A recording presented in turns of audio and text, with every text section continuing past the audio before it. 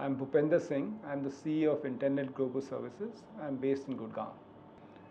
Yeah, I think like every other sector, even healthcare has its fair share of adoption of technology. But having said that, frankly, I personally feel that the adoption is far slower than my own comfort factor. Uh, I'll give an example of the US healthcare industry. In the US, they spend about 16% of the GDP, almost 1/6 of the GDP on the healthcare sector, which is almost double that of some of the European countries. UK is about 8%, most of the Scandinavian countries are around 7%. And it's fairly widely accepted that the European countries have a much better universal healthcare program than the US. Despite Obamacare, they have not reached the universal healthcare. Now, when one looks at the details of the 16% in the US, more than half of that is actually on administrative activities, not on actual patient care, but on administrative activities. Now, so had the technology adoption been much faster, that 50% non-value add, non-patient care activities probably should have been reduced by now, but that doesn't seem to be going down at the pace that it should have gone down. So that's why I think, well, yes, we are seeing examples of that across the globe, but in the biggest economy, the adoption is there, but it's still slow. So Intelenet is a business process services company. We have been in business for the last 16 years. We've got about 55,000 people globally across 8 countries. And we focus on 3 industry verticals, banking, financial services, travel, and healthcare. And within healthcare, we service both the payer sides. Payers are like your insurance companies, healthcare insurance companies, and the providers. Now, providers could either be medical hospitals or medical equipment or medicine providers. And we service both the payers and the providers. And what we do is we do back office processes. So on the payer side, it'll be things like claims processing, will be things like underwriting. And on the provider side, it'll be primarily medical coding and revenue cycle management. So once a doctor or a physician or a hospital prescribes a medicine or a treatment to a patient, that prescription has to be converted into medical code so that someone can be billed for that and payments can be made. So we take over once the doctor gives the prescription. From there we take over so that the relevant payments can be made either by the insurance companies or by the patients. So I think again let me try to do that in 2 parts. First part is actual patient care. Now in that, especially on tertiary care, frankly India is beginning to become a hub. So I think there the adoption of technology, the treatments and other things is we are beginning to become best in class. But as far as again in the areas that we operate in, which is on the back office processing, making the non-patient care activities to be as efficient as possible so that the healthcare spend can actually be done on true patient care, there India is, I would say, still in a nascent stage on 2 counts. One is people are still operating in a very decentralized manner. Every clinic, every physician, every hospital is doing it on their own rather than doing it in a more efficient shared service environment.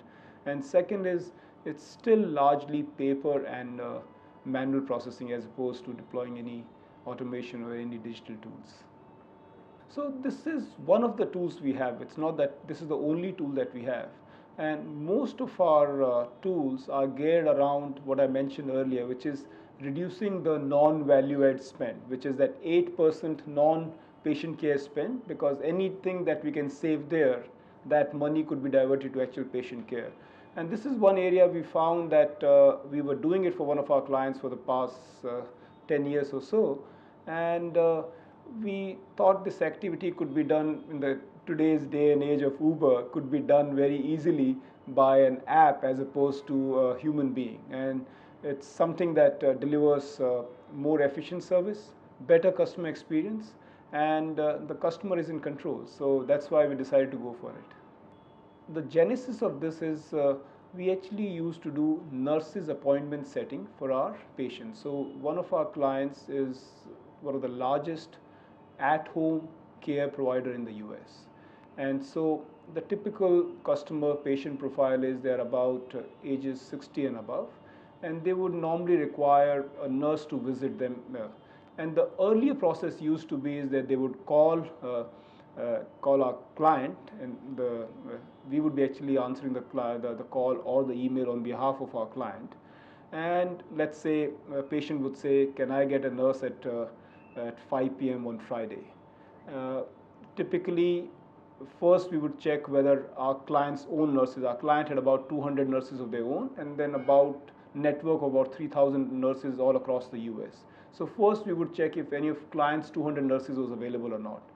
If a client's nurse was available, we had their schedule, we could actually make that appointment fairly easily. But more often than not, we had to go outside those 200 nurses. And then it was almost a negotiation with those nurses. Can you make it 5 o'clock? Can you make it 6 o'clock? And more often than not, A, it was a back and forth, and B, the customer did not get a nurse at the time that they wanted. Now, so instead of 5 p.m. on a Friday, they may get it at 10 a.m. on a Saturday. Now, given the nature of the requirement, they would still accept it, but it was not the best customer experience. So what we have done is actually, rather than this activity being done on phone, now this activity is done via an app. And so just like you can book a car, our customer can go to the app, they make a requirement for 5 p.m. on a Friday. The app on its own first checks the schedule of clients' 200 nurses. And if someone is available, they set the appointment, send a confirmation SMS to the customer. In case one of the internal 200 nurses is not available, it gets opened up to the network of 3,000 nurses. And then it's like fastest fingers first. Whoever accepts it, so there's a competitive tension there. Whoever accepts it, they get the job. So now almost in 95% of the cases, the customer gets the nurse at the time that they wanted. The confirmation is within seconds. And in terms of efficiency, earlier we had 78 people doing this activity on phones and emails. Now it's down to sub 15. So it's efficient, it's better customer experience, and it's fast. Yeah, so as I mentioned, it's faster, it's quicker, it's better customer experience because they get services at the time that they wanted as opposed to at the time the service provider is available. And we see opportunities for deploying this. This was one specific use, but we see opportunities for deploying this in a wide range of areas, from scheduling of doctor's appointments to actually scheduling even non-healthcare industries, scheduling logistics and other things. If you think about it, some of the, let's say again, if I go back to the Uber or let's say Indian version Ola Cabs example, these apps actually have found fairly high adoption even in the non-metro locations because they're very easy to use. The adoption and the penetration of smartphones is very high. So in a similar manner, some of these technological advances may be able to overcome the infrastructure barriers that we have. And people should we think that this may actually help us leapfrog the service industry in our rural and non-metro locations as opposed to some of the metro locations. So yeah, we are doing that. In fact, a few weeks back, I was in the Middle East in Dubai, and there also we service two big hospital chains, and we are deploying a variant of this tool for those hospitals now. And we are finding adoption. So it's around trying to find, again I go back, our whole mission is to optimize and automate redundant activities that are in a way non-patient care and non-value add from a healthcare perspective. And so this was one example. The other examples that we're doing is actually automating the entire revenue cycle management process. We are automating the medical coding process. So we are looking at other facets, wherever things that are being done on paper or manually, if those could be moved to more efficient channels like digital channels. Yeah. So as I said, we service three big sectors, and within that healthcare is one of the biggest sectors that we have. And we have got a few mechanisms to be current with what's happening in the marketplace. One is, within our business, we actually have healthcare domain experts who actually participate in industry leading conferences and other things, and they actually come out with their own white papers and research papers on what's happening in industry. These are people who have spent over 25, 30 years in the vertical, and there are three key markets that we service internationally, which is US, UK, and the Middle East. So these people have also spent time in these markets. Second is we actually have a network of industry advisors that we leverage. And third is we also work very closely with our clients. In fact, some of our clients are Fortune 100 companies which are in this sector, and we participate in their strategy and their ops strategy discussions so that we get a better understanding of what their pain points are so that our solutions can be geared towards those pain points. So again, let me start with the developed economies first actually there. As I started this meeting with, US, the biggest economy in the world, is very inefficient, and everyone is talking about that we need to do something in the healthcare. They talked about repealing Obamacare, coming out with a new bill, but irrespective of whether it's Obamacare, whether it's Trump care or some other name of that, I think they need to do something about reducing the 8% spend on the non-value add activities. And yes, you can tinker around the edges by incremental changes. Any major change has to come through technology intervention. So I believe firstly, even the developed markets have a long way to go. And then India has an opportunity where we can leapfrog this, just like we did in electronics.